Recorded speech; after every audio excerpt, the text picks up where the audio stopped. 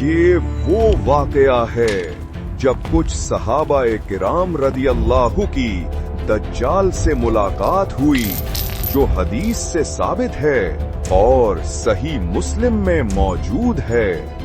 एक ऐसा कैदी जो सदियों से बंद है, और जब वो निकलेगा तो पूरी दुनिया में फितना फैल जाएगा।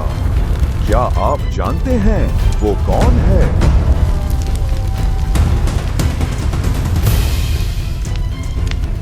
एक दिन नबी करीम सल्लल्लाहु अलैहि वसल्लम ने सहाबाए किराम को मस्जिद में जमा किया और फरमाया कि मुझे तमीम दारी ने एक ऐसा वाकया सुनाया है जो दज्जाल के बारे में मेरी बातों की तस्दीक करता है। हजरत तमीम दारी फरमाते हैं कि हम तकरीबन 30 आदमी एक कश्ती में सवार थे। अचानक समंदर में शदीद तूफान आ गया और हमारा जहाज 30 दिन तक समंदर में भटकता रहा। लहरें हमें इधर उधर फेंकती रहीं। हम तूफान में फंस गए हैं। फिक्र ना करो, अल्लाह जरूर हमारी मदद करेगा। यहाँ तक कि हम एक अजनबी जजीरे पर जा पहुंचे। वो देखो जजीरा। जब हम जजीरे में दाखिल हुए तो हमें एक अजीब मखलूक मिली जिसके जिस्म पर बहुत ज्यादा बाल थे। हमने पूछा, तुम कौन हो? मैं जसासा हूं। तुम आगे एक शख्स के पास जाओ, वो तुम्हारा मुंतजिर है। हम एक इमारत में दाखिल हुए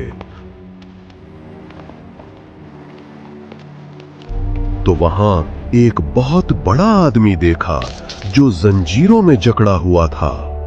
उसने हमसे सवालात शुरू किए। बैसान के खजूरों का क्या हाल है? क्या वो अब भी फल देते हैं? रहे हैं। हाँ, उन करीब वो फल देना छोड़ देंगे। तबरिया की झील में पानी बाकी है? रहे हैं। हाँ, करीब है कि इसका पानी खत्म हो जाएगा। सगर के चश्मे में पानी है और लोग इससे खेती करते हैं? रहे हैं। हाँ, करीब है कि इसका पानी खत्म हो जाए। क्या उम्मीद नबी मोहम्मद गांव में जाहिर हो गए हैं? हाँ,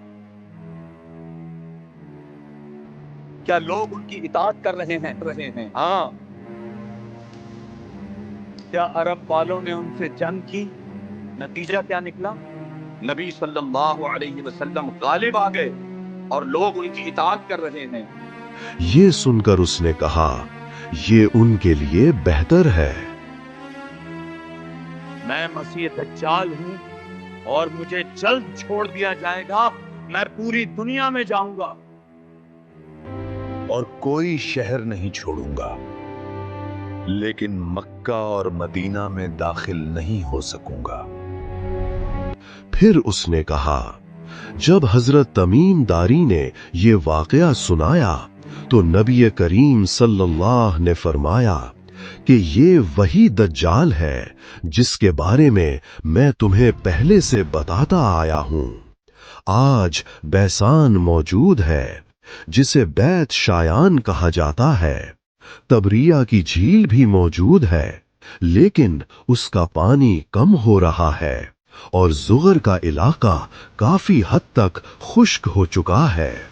ये निशानियां सदियों पहले बता दी गई थीं। क्या दज्जाल करीब है?